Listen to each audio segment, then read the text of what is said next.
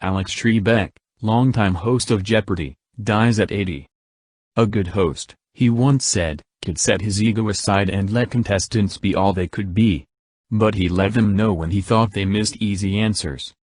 At a restaurant several years ago, a stranger went up to Alex Trebek, the longtime host of Jeopardy! And as strangers often did, tried to stump him.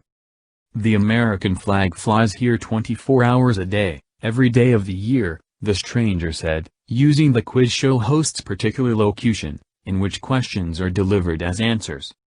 Mr. Trebek sensed that the stranger was looking for something more clever than a list of which buildings, like the White House, had been authorized to fly the flag through the night. And without missing a beat he answered in the form of a question, "What is the moon?" The quick-witted Mr. Trebek, who died on Sunday at age 80 after a battle with cancer that drew legions of fans to rally around him, hosted Jeopardy!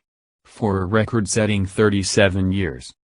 He was an authoritative and unflappable fixture for millions of Americans who organized their weeknights around the program, shouting out the questions as Mr. Trebek read the answers with his impeccable diction. One major appeal of the show, apart from its intellectual challenge, was its consistency. Over the years its format stayed reliably familiar, as did Mr. Trebek, though he trimmed back his bushy head of hair, grew grayer and occasionally sported a mustache, beard or goatee. Otherwise he was the model of a steady and predictable host, a no-nonsense presence, efficient in his role and comforting in his orderliness. Mr. Trebek's death was confirmed by the show's producers. They said that episodes of the show he hosted would air through December 25 and that they had not made plans for a replacement.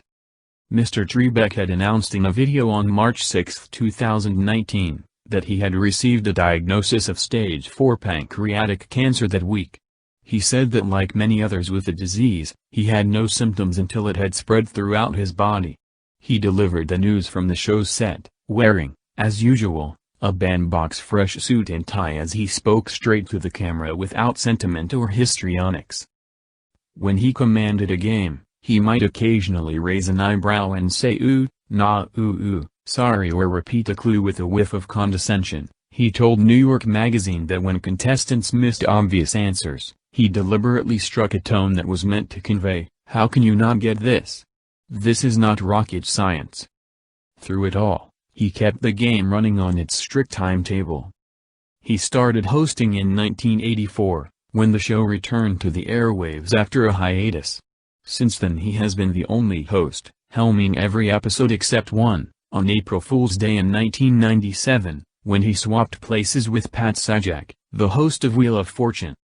Mr. Trebek and Mr. Sajak had a friendly rivalry over the years as they led two of the longest-running game shows in television history.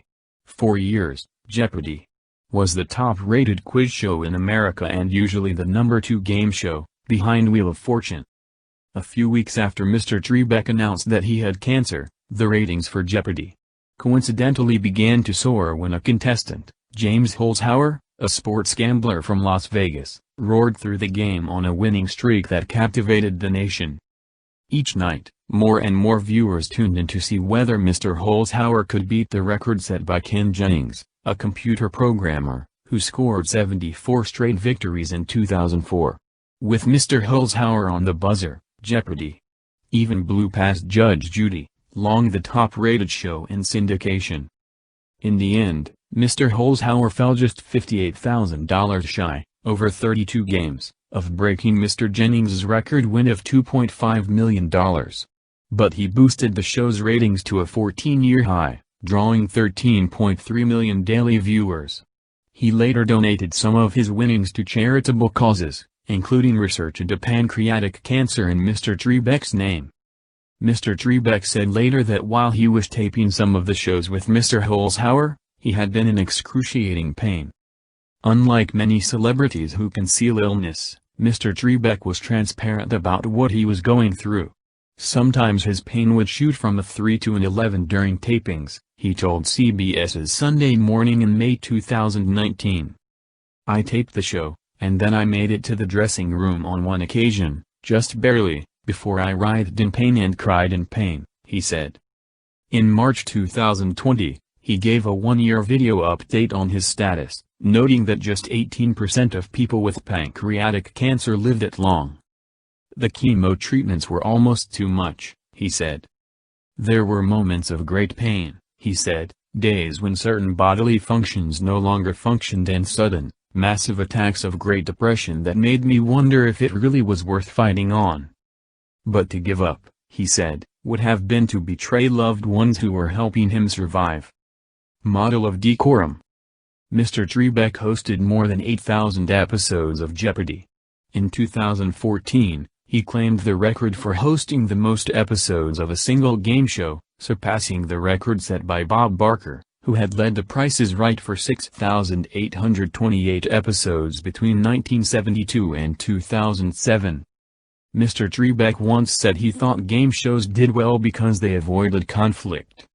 In this day and age, when there is so much societal tension, game shows are valuable because they're pleasant, he told New York Magazine in 2018. Some viewers were drawn to the sense of absolute certitude that Mr. Trebek projected. As we get further into the 21st century, and we become more aware of the relativism of truth, there is something satisfying about Alex telling you it's right or wrong.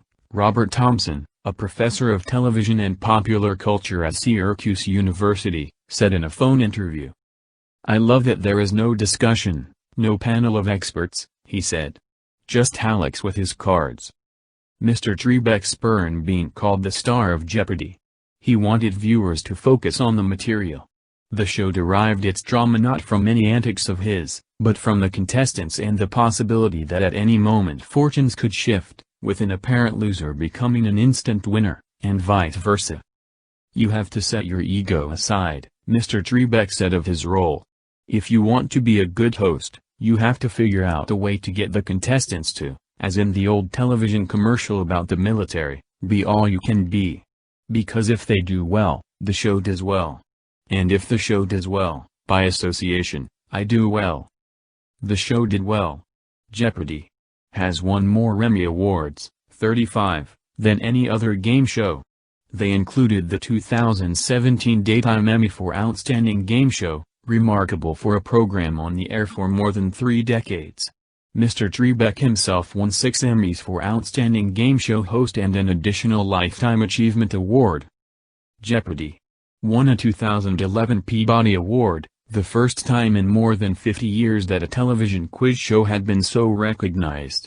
The citation said the award, given in 2012, was for decades of consistently encouraging, celebrating and rewarding knowledge. It said that Jeopardy! Was a model of integrity and decorum. The nod to integrity was significant. Quiz shows had fallen into disrepute after cheating scandals in the 1950s. The 1994 film quiz show dramatized the deceit. In reaction to those scandals, the idea for Jeopardy! Was born. Merv Griffin, the talk show host and media mogul who created the show, recounted in the Jeopardy! Book, 1990, that he had been talking to his wife in 1963 about how much he missed the old quiz shows. But, he said, he recognized that the format had lost all credibility after revelations that contestants on some programs had been secretly fed the answers. Well, then, his wife, Julian, had said, why not give contestants the answers to start with and make them come up with the questions? It was a light bulb moment.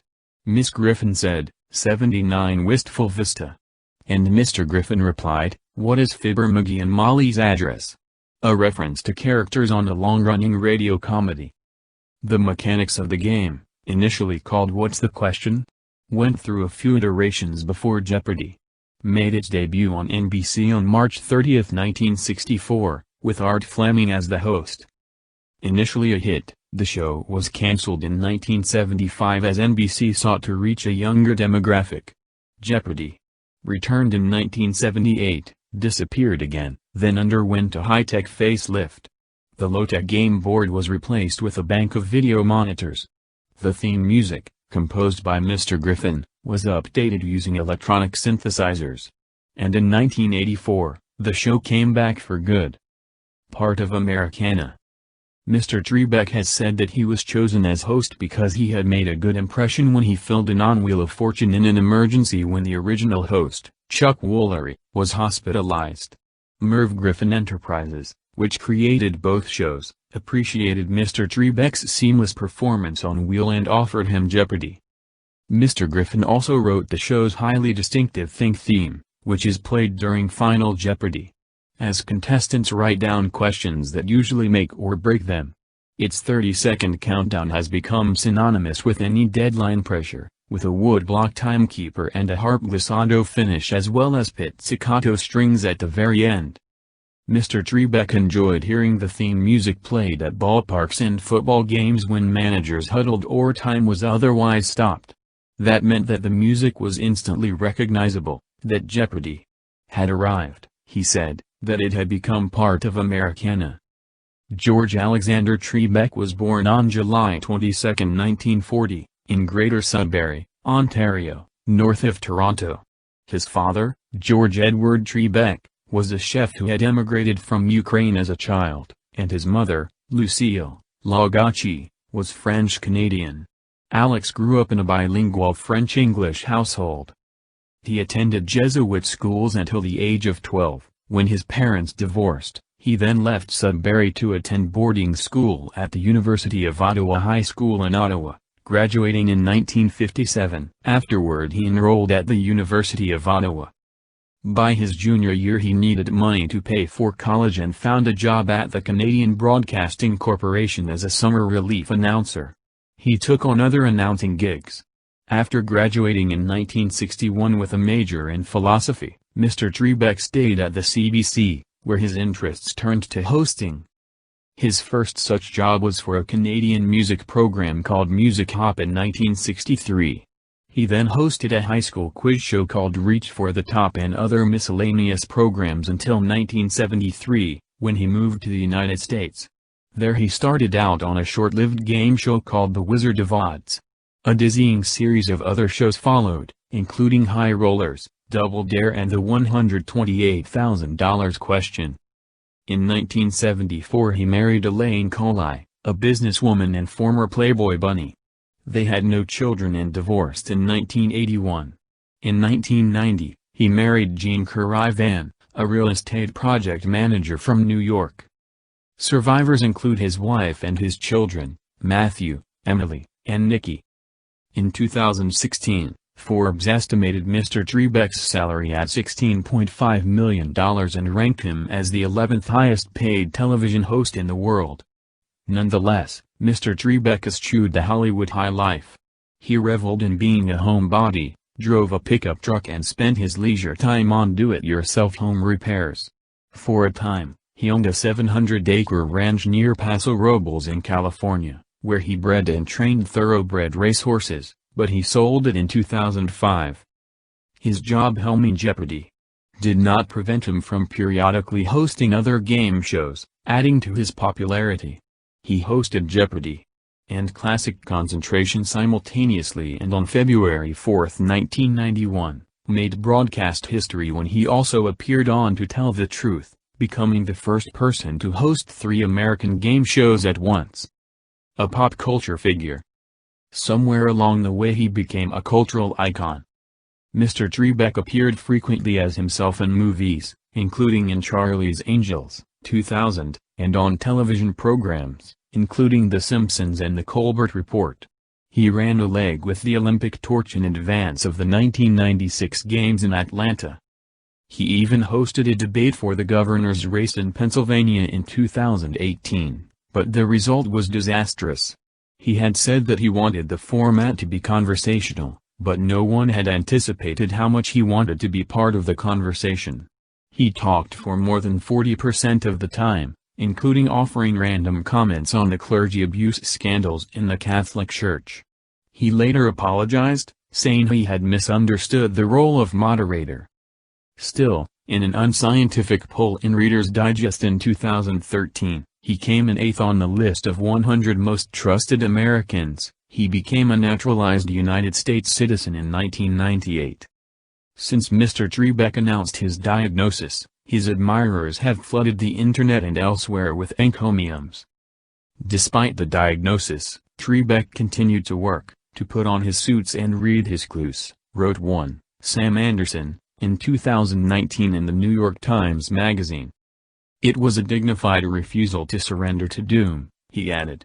He was the squarest possible existentialist hero, a man who holds the answer to every single trivia question, but not to the great final question of death, and yet he keeps showing up anyway, reading his clues, giving us every last answer he can.